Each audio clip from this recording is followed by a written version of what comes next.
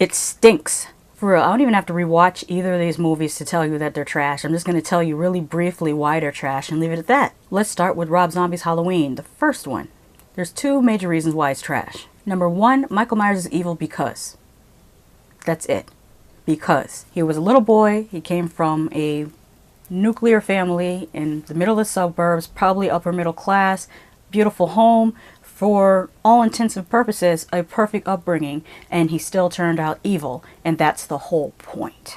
It's actually more realistic because how many serial killers come from the hood? Second reason, Rob Zombie's obsession with, we'll say, quote-unquote, poor white trash is insulting. My hometown had several classes of people. Around Naugatuck Avenue, Maple Street, Oak area was more upper middle class, and these people had parents that worked as engineers at Pratt & Whitney, or maybe they were business owners, or worked in administration or upper management in hospitals or colleges, that type of thing. Around Woody Crest, Shady Crest area was more working class people, and that's more like mechanics, maybe nurses, aides, people who worked in factories, those type of careers. Mayberry Village and Burnside Avenue had a little bit lower economic status because that's where the apartments were, where I think there was some Section 8 housing around that area as well. And it's funny because one of my aunts used to say, oh, you live in a white trash town, which is really insulting because, first of all, calling someone trash because of their economic status is elitist as fuck. Secondly, you're insulting me by proxy. Anyway, there was one high school in that town, and we all went to that same high school together,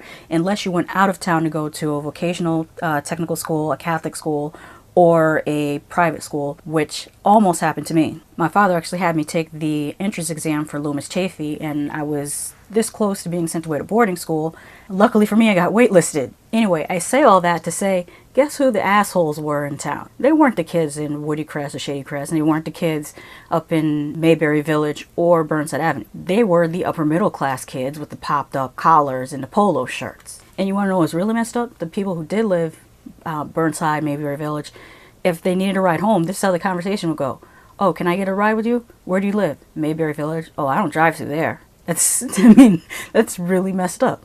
My mother always gave them a ride home because my mother grew up on the north end of Harvard, so she wasn't afraid of no damn Mayberry Village. Rob Zombie has a fascination with lower class people, but it's really insulting to them. And it tells me that he's not one of them, nor does he know any of them. He just likes to cosplay as them 24/7. He thinks they look cool and just ascribes a hell of a lot of negative stereotypes to them. He paints them as abusive, dysfunctional, and the cause of murderous people. And like I said, serial killers typically don't come from the trailer park or the ghetto. And I'll tell you, it's not the kid with the long hair in shop class you have to worry about. It's the kid with the polo shirt and the flip collar named Brendan that you have to worry about. That's the real fucking sociopath.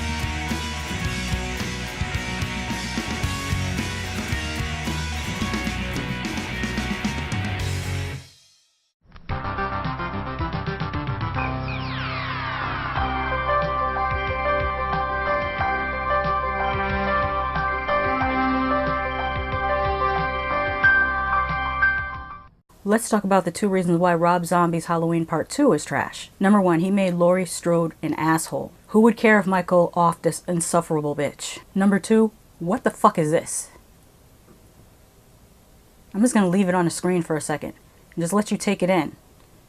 Like really, what the fuck? Kill yourself. Plus, we all know that he would have done a better job making Texas Chainsaw Massacre as a remake. That's apparently that's his aesthetic. I mean, it would be better than the one that we had a couple years ago. I think it was the year before last, where Leatherface was running around the carnival. That piece of trash where the girl kept on tripping, like repeated, like something was wrong with her legs. she needed to go to a doctor and find out what's wrong with her legs. That movie was such trash and made me apprehensive about watching this Leatherface prequel. I will admit that technically both of these movies are competently made as far as lighting, camera work, special effects, especially the practical effects. I will say, as far as the technical aspects of these movies, they were done well. But the story is insulting to the Halloween franchise. Really, honestly, if he had released these two movies and called them a totally different title and changed the mask on the killer, I think people would have enjoyed it more. People would have been like, oh, that's an alright slasher movie. But to make these pieces of garbage trash and call them Halloween? Fuck you.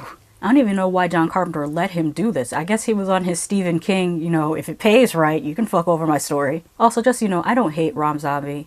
I actually enjoyed House of a Thousand Corpses, and I'm probably one of the few people that actually liked Lords of Salem. But, like I always say, just because I love something doesn't mean you won't hate it, and just because I hate something doesn't mean you won't love it. What did you think about Rob Zombie's I don't even want to call him that.